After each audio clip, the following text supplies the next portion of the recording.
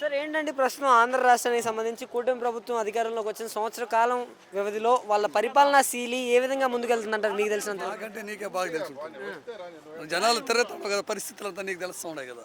బ్రహ్మాండంగా ఉంది, అన్నీ ఇచ్చేసినారు, ఇంకేమయ్యాలి ఇంకా అన్ని అన్నీ నీకు ఏమి కావాలని ఇస్తామంటున్నారు కదా, మళ్ళీ ఏం కావాలి సొమ్మె రైతు భరోసా 20,000 నీకు అది కూడా ఇచ్చేసినారు, నువ్వు చూసుకోవాలి, అకౌంట్లో ఉండదు, పోయి చూసుకో.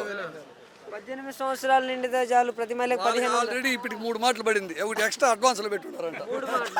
నువ్వు అన్న ఒకటి 3 మాటలు వేసుకుంటారు అడ్వాన్స్. తల్లికి వందనం ఎంతమంది పిల్లలు ఉంటే అంతమందికి ఇంకా కనే వాళ్ళకి కూడా వేస్తానంటాడు. ఉచిత బస్సు సంగతి ఏంటంటారండి?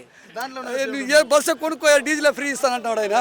ఉచిత బస్సు అంది అలా కాదండి, ఇంకా మరి నిరుద్యోగ వృత్తి సంగతి ఏమేమి కావాలని లేదనేట్లుంటాయి కదమ్మా. నీకు ఏమి కావాలో చెప్పు, 2 కిలోలు బంగారు కావాలి మీ భార్యకి తీసుకో, ఆయనే కడతాడు దుడ్డు, నువ్వేం టెన్షన్ పడద్దు. ఒక నిమిషం, ఇప్పటికైతే మరి రైతుల పరిస్థితి ఎలా ఉంది? మామిడి రైతులు బ్రహ్మాండంగా ఉండదు, ఏమే మాడికి ఇంకా ఎక్కువ దుడ్డు ఇస్తే వాళ్ళు చెప్పిన మాట వినరు. ఎంత ఉంది?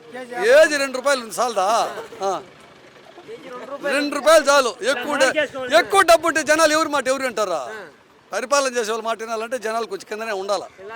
జనాలంతా కూడా బాగా డబ్బులు ఇంట్లో ఉంటే ఎవడు మాట ఎవడు వినడు. అందువల్ల అన్ని తెలుసు కాబట్టి ఆ మనిషికి ఏం చేయాలో తెలుసు. కాదండి, ఇంతకుముందు జగన్మోహన్ రెడ్డి గారు పరిపాలించిన గత 5 సంవత్సరాల పాలన ఏ విధంగా ముందుకు సాగిందంటారు? మరి ఆయన అమ్మాయికి జనాలు అంటాడు, అది అవసరం లేదు. నాయకుడిగా ఉండాలి, జనాలుగా ఉండాలి. ఈ మనిషి తెలుసు కాబట్టి అట్లా మెయింటైన్ చేస్తాడు. ఆయన జనాలే దేవుళ్ళు అంటాడు, అట్లా కాదు. నాయకుడు దేవుడు, మిగతా జనాలంతా ఆయన మాట వినాల. అది ఆయన మెంటాలిటీ. మరి రైతులకైతే మీకు తెలిసినంత వరకు ఏ ముఖ్యమంత్రి ఉన్నప్పుడు మంచిగా ఉందంటారు రైతులకైతే మీకు తెలిసినంత వరకు? సరేలే, 2-3 ఏళ్ళు చూస్తే మళ్ళీ మీకే అర్థం అవుతుంది. ఇప్పుడేం దాని గురించి